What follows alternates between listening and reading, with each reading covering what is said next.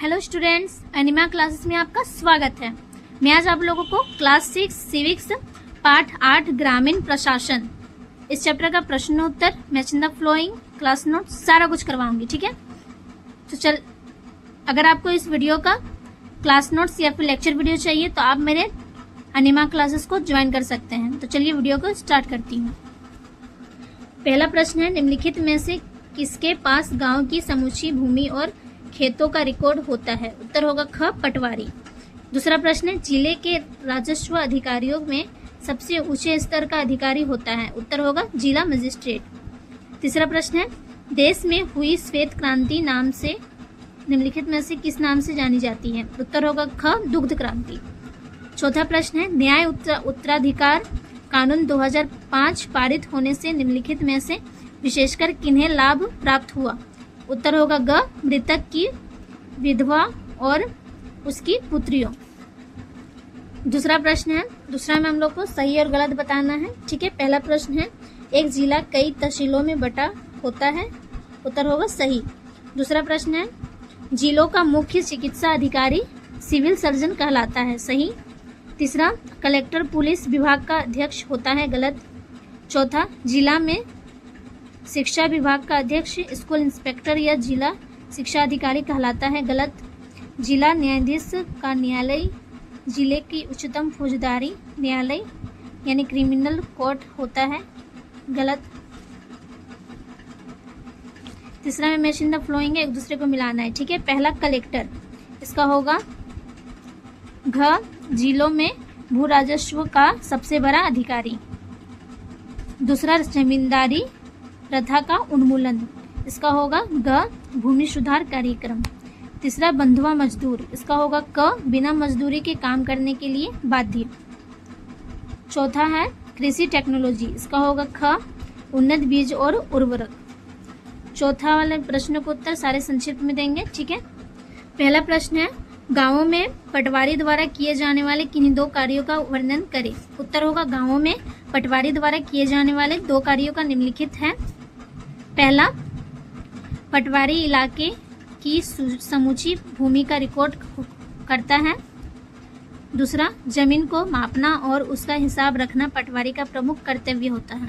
दूसरा प्रश्न है, तहसीलदार की भूमिका क्या होती है? उत्तर होगा तहसीलदार की मुख्य भूमिका यह है कि किसानों को उनकी जोत की जमीन के रिकॉर्ड की नकल उपलब्ध कराना। तीसरा प्रश्न है, कृषि क्षेत्र में प्रगति लाने के लिए किए गए किन्हीं दो उपायों का वर्णन करें? उत्तर होगा कृषि क्षेत्र में प्रगति लाने के लिए दो उपाय निम्नलिखित हैं। पहला, गांवों में टेक्नोलॉजी का इस्तेमाल होने लगा है जिससे भूमि की उत्पादकता बढ़ गई। दूसरा, उन्नत किस्म के बीजों व उर्वरकों के प्रयोग तथा जुताई तथा सिंचाई के में सुधार होने के कारण उत्पादन काफी बढ़ गया। चौथा प्रश्न है, नया उत्तराधिकार कानून महिलाओं के लिए किस प्रकार हितकारी सिद्ध हुआ है? उत्तर होगा न्याय उत्तराधिकार कानून के अनुसार मृतक के पुत्रों पुत्रियों और उसकी विधवा को भी उसके द्वारा छेड़ी गई जमीन और संपत्ति में बराबर का हिस्सा मिलेगा। इस प्रकार महिलाओं के लिए हितकारी सिद्ध हुआ। पांचवा में जितने भी प्रश्न है थोड़ा डिटेल में देंगे सारे प्रश्नों को उत्तर। पहला प्रश्न है, जिला प्रशासन के प्रमुख कार्यों का उल्लेख करें? उत्तर होगा जिला प्रशासन के कई कार्य होते हैं। कानून व्यवस्था बनाए रखना, भू राजस्व इकट्ठा करना और लोगों से अन्य कर वसूलना। दूसरा प्रश्न है, पटवारी द्वारा भूमि रिकॉर्ड का रखा जाना क्यों आवश्यक है? उत्तर होगा पटवारी द्वारा भूमि रिकॉर्ड का रखा जाना आवश्यक है क्योंकि जमीन के बारे में कोई झगड़ा होने पर पटवारी या लेखपाल की भूमिका महत्वपूर्ण हो जाती है। उसके पास उस इलाके की समूची भूमि का रिकॉर्ड होता है। जमीन को मापना और उसका हिसाब रखना पटवारी का प्रमुख कर्तव्य होता है। तीसरा प्रश्न है, स्वतंत्रता के बाद सरकार द्वारा भूमि सुधार कार्यक्रम क्यों स्वीकार किया गया? उत्तर होगा भूमि सुधार कार्यक्रम स्वतंत्रता के बाद निम्न कारणों से स्वीकार किया गया। पहला, जमींदार प्रथा का उन्मूलन।